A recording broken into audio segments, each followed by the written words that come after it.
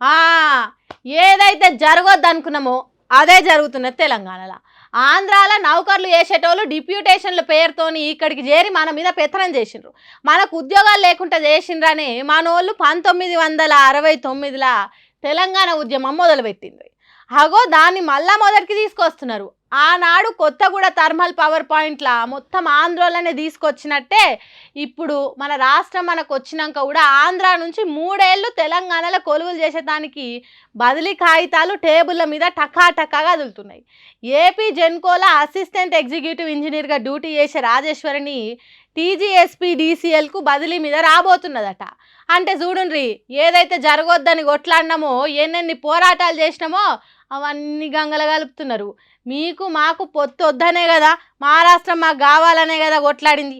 మళ్ళీ ఇప్పుడు ఈ బదిలీలేంది, ఆంధ్రోల పెత్తనం మళ్ళీ ఇక్కడ చేసుడైంది, వాళ్ళ తెలివినంతా మనోళ్ళ మీద ప్రయోగించి అణిచేసుడైంది. సొంత రాష్ట్రం సాధించుకున్నది గిందుకేనా?